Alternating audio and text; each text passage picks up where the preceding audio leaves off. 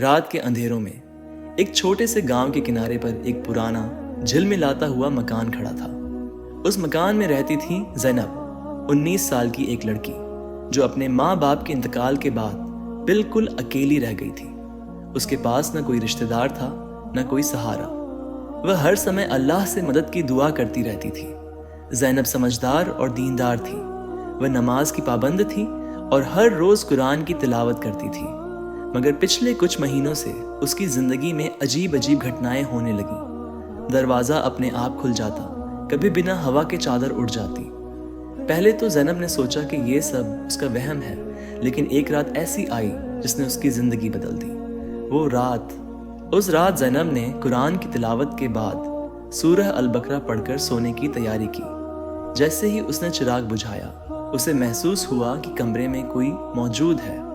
دل زور زور سے دھڑکنے لگا۔ اندھیرے میں اس نے ایک ہلکی سی روشنی دیکھی، ایک نورانی سا سایہ۔ ڈرتے ہوئے اس نے کہا، کون ہے؟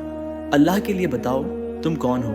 ایک نرم لیکن گہری آواز آئی، میں ایک جن ہوں، لیکن تمہارا دشمن نہیں، تمہارا مددگار ہوں۔ زینب نے گھبراتے ہوئے قرآن اٹھایا اور بولی، اگر تم اللہ کے بندے ہو تو میرے ساتھ برا مت کرنا۔ جن کی آواز میں سکون تھا، میں وہی کرتا ہوں جو میرے رب کا حکم ہوتا ہے۔ تم پر کالا جادو کیا گیا ہے، میں تمہاری حفاظت کے لیے بھیجا گیا ہوں۔ زینب نے حیرانی سے پوچھا، کس نے جادو کیا؟ جن نے بتایا کہ اس کے چاچا نے، جو چاہتا تھا کہ زینب کی جائیداد اس کے ہاتھ لگ جائے۔ اس نے ایک تعویذ والے کے ذریعے اس پر سحر جادو کروا دیا۔ اس جادو کا اثر یہ تھا کہ زینب کو ہر وقت ڈر لگتا، نیند نہیں آتی اور لوگ اس سے دور ہو جاتے۔ زینب کی آنکھوں میں آنسو آ گئے۔ میں اکیلی ہوں، کیا اللہ نے میری سن لی؟ جن نے کہا، تمہاری ہر دعا سنی جاتی ہے، تمہارا صبر، تمہاری عبادت اور تمہارا یقین، سب کچھ اللہ نے دیکھا۔ میں تمہاری مدد کے لیے اسی کے حکم سے آیا ہوں۔ اس دن کے بعد سے زینب کے گھر میں ایک عجیب سا سکون آ گیا۔ ہر رات وہ سورہ البقرہ اور سورہ الملک پڑھتی۔ جن نے بتایا کہ یہ سورہیں اس کی حفاظت کا ذریعہ بنیں گی۔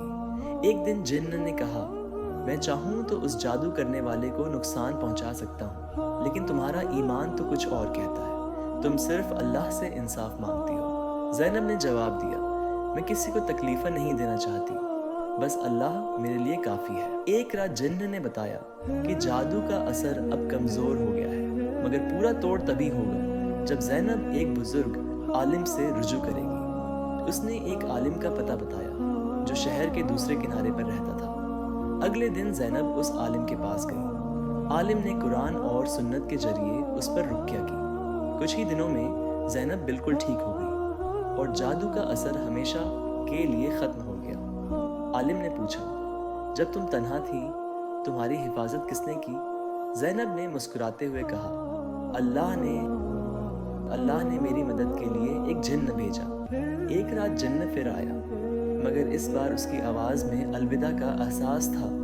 زینب، میرا کام مکمل ہو گیا، اب مجھے لوٹنا ہوگا۔ زینب نے پوچھا، تمہارا نام کیا ہے؟ جن نے کہا، نام میں کیا رکھا ہے، تمہاری یاد میں رہوں، بس دعا کرنا کہ میں ہمیشہ حق کے راستے پر رہوں۔ اتنا کہہ کر ایک ہلکی سی روشنی چمکی اور جن ہمیشہ کے لیے چلا گیا۔